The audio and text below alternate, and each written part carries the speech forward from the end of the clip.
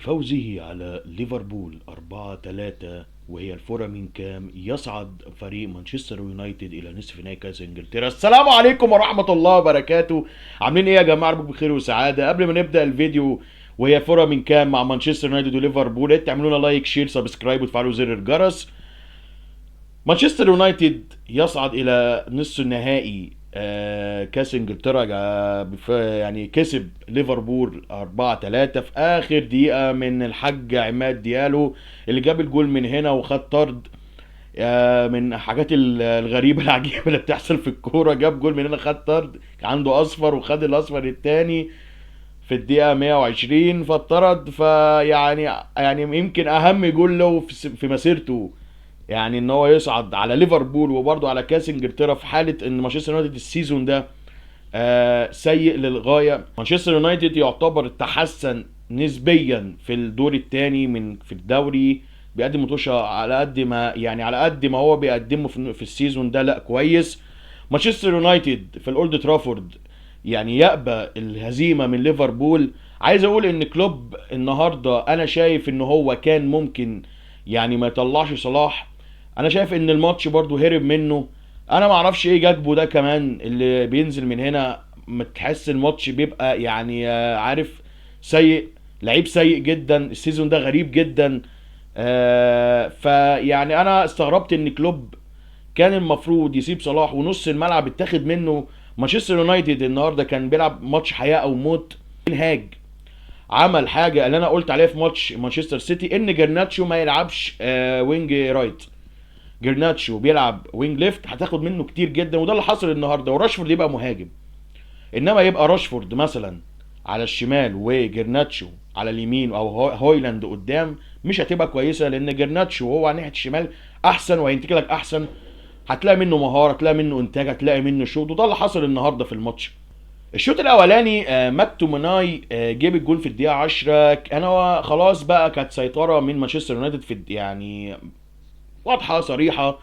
استغربت جدا ان بعد الجول ده مانشستر يونايتد تراجع جدا. انا تخيلت ان ده هيبقى الفرصه الكويسه لمانشستر يونايتد ان هو يقدم اكتر من كده في الشوط الاولاني، ولكن انا ما اعرفش ليه تنهاج او مانشستر يونايتد لما بيجيب الجول حتى في ماتش مانشستر سيتي يهدى برضو الريتم. بعد كده انت تعرف ان كلوب مش هيسيب الماتش، او لعيبه ليفربول بالاخص طبعا هيفضلوا يدوسوا يدوسوا، وده حصل فعلا في الدقيقه 44 او دقيقه 45. ماك اليستر يجيب جول التعادل. ما خيبش ظني محمد صلاح يجيب الجول الثاني في الدقيقه 47. الشوط الاولاني يخلص 2-1، جيب 8 تجوال في مانشستر يونايتد وخمس مرات في الاولد ترافورد صلاح يسجل فيهم. ينتهي الشوط الاولاني 2-1. بعد كده ينزل الشوط الثاني، كانت برضو يعتبر سيطره من ليفربول شويه بعد كده على مانشستر يونايتد. بعد كده تيجي في الثواني في الدقيقه الاخيره كده انتوني يجيب جون التعادل قبل يعني نهايه الشوط الثاني، وقبل ما يخش على اكسترا تايم راشفورد ضيع كوره ما تضيعش، ودي مش كوره راشفورد اللي ضيعها مهما كان سيء، كوره تجيله في اخر دقيقه يحطها على شمال الجون، يعني جنب العارضه بكتير قوي. راشفورد كان ممكن يجيب الجون الثالث ويخلص من المتعه دي. مش عايز اقول لك مش عايزين نخلص من المتعه دي، ولكن هيخلص بقى على مانشستر يونايتد، على جماهير مانشستر يونايتد، لان بعديها يخش الاكسترا تايم الاولاني مانشستر يونايتد ماسك كوره، مانشستر يونايتد هو المستحوذ لكن بدون خطوره.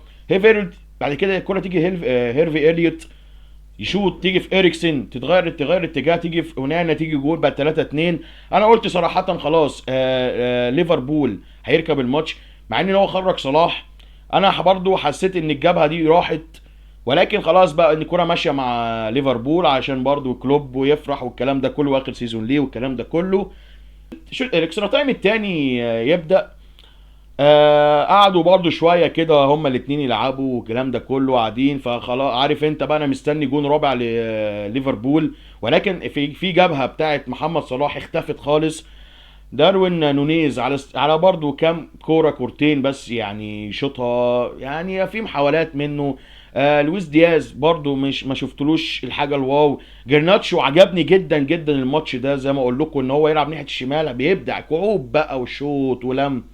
انتوني انا حسيت انه كان بيلعب باك ليفت مع جرناتشو، وحسيت ان برونو فرنانديش بقى بيلعب دفاع، حسيت ان البدني بتاعه وقع، وماجوار بقى هو اللي يهاجم. بعد كده راشفورد يجيب الجون الثالث، بقت 3-3 بعد ضياع كورتين، واحده منهم اوفسايد في الشوط في واحده كانت اوفسايد في الاكسترا تايم الاولاني، وواحده في اخر دقيقه في الشوط الثاني. فيعني كان جمهور يونايتد كان خلاص يعني يعني عارف خلاص يعني اكيد هيشتموا، يعني عارف قاعد على يا عم مش ناقصه العمليه، الدنيا واقعه معانا والدنيا بايظه، فخلصها يا عم راشفورد. راشفورد يجيب جون الثالث من مكتوميني، لمسه حلوه جدا، راشفورد ما فكرش على طول يجيب الجول. 3-3. بعد كده بقى ايه عارف حلاوه الكوره، حلاوه النهايات تيجي من الحاج عماد ديالو. عماد ديالو يجيب جون الرابع من مرتده من غلط من اندو واليوت، الاثنين بيتعازموا على بعض في اخر دقيقه. يا عم شوتها وخلص يا عم، انت لسه هتفكر؟ جرناتشو ابن اللعيبه خد الكره من عند الجول، يعني من عند القوس كده، جري بيها لحد نص الملعب. ديالو كان بيجري طياره، اداها لديالو، ديالو جابها من ناحيه الشمال كده، انا حسيت انها هتضيع.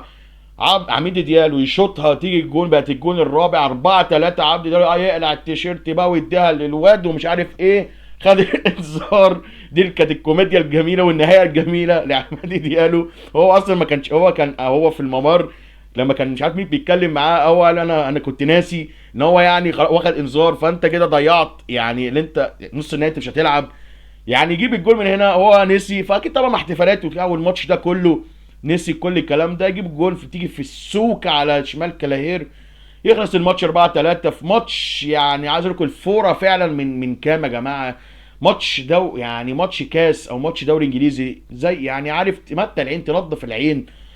مبروك لعشاق مانشستر يونايتد، وهارد لك لليفربول، وهارد لك يعني مني انا ليورجن كلوب. بس يورجن كلوب النهارده لعب بالنسبه لي غلط، ما لعبش نفس الضغط العالي، او لعب بيه في الشوط الاولاني، بس مش ده ليفربول بتاع الماتش بتاع السيتي. برضو انا بس بوسلاي انا شايف ان هو مقصر برضو في نص الملعب. على العموم يعني الماتش انتهى، مانشستر يونايتد يصعد لنص نهائي كاس انجلترا.